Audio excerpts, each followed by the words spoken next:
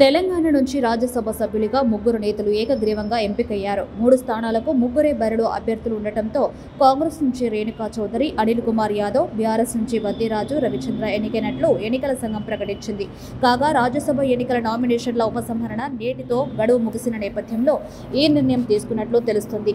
ఇక రాజ్యసభ ఎన్నికలకు ఇటీవల షెడ్యూల్ విడుదలైన విషయం తెలిసిందే. ఈ క్రమంలోనే 15 రాష్ట్రాలకు చెందిన 56 మంది రాజ్యసభ సభ్యులు ఎన్నికకు కేంద్ర ఎన్నికల సంఘం షెడ్యూల్ విడుదల చేసింది. ఈ క్రమంలోనే ఫిబ్రవరి 27వ తేదీన పోలింగ్ జరగనుండగా తెలంగాణలో 3 స్థానాలకు ఎన్నికలు జరగనున్నట్లు తెలుస్తుంది. ఈ నేపథ్యంలోనే బీఆర్ఎస్ నుంచి వద్దిరాజు రవిచంద్ర, కాంగ్రెస్ నుంచి రేణుకా చౌదరి, అనిల్ కుమార్ యాదవ్ నామినేషన్లు దాఖలు చేశారు.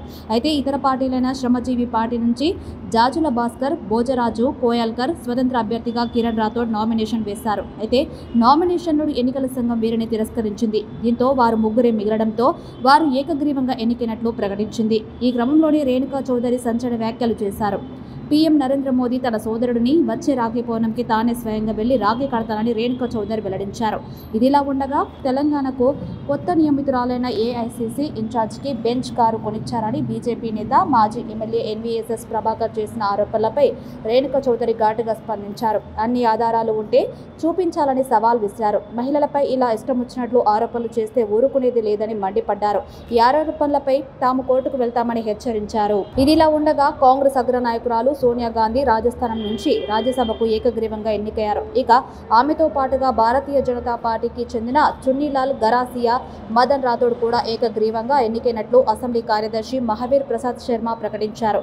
ఇతర అభ్యర్థులెవరూ పోటీలో లేకపోవడం వల్ల ముగ్గురు నేతలు ఏకగ్రీవంగా విజయం సాధించినట్లు మహావీర్ ప్రసాద్ వెల్లడించారు. 5 పర్యాయాలు లోక్సభ ఎంపీగా పనిచేసిన సోనియా గాంధీ రాజ్యసభకు ప్రాతినిధ్యం వహించడం ఇదే తొలిసారి కావడం విశేషం.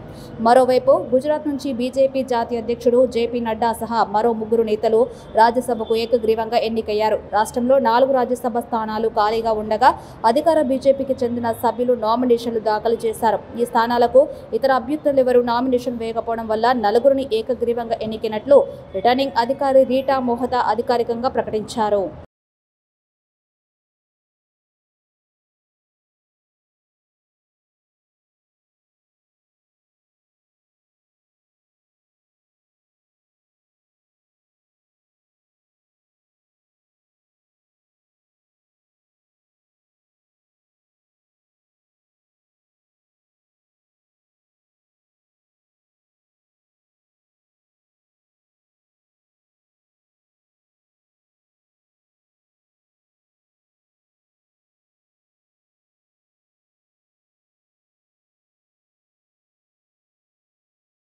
అని ఇప్పుడు బాధ్యత పెరిగిందే మాత్రం ఇది బహుమతిగా కాదు అని నేను తెలవపరుస్తున్నాను.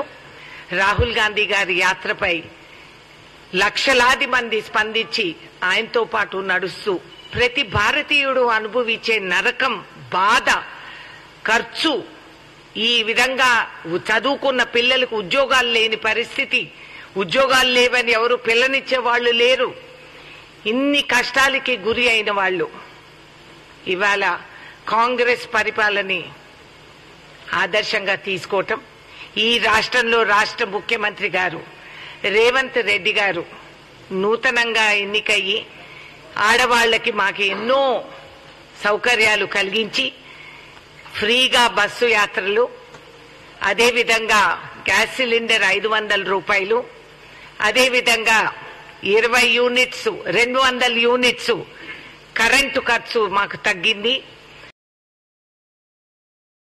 ఏమండి ఇప్పుడు బెంచ్ కార్ ఆమెకి ఇవ్వలేదు, నాకు తెలుసు. We are going to sue this వల్ల. ఎవడండి వీడు?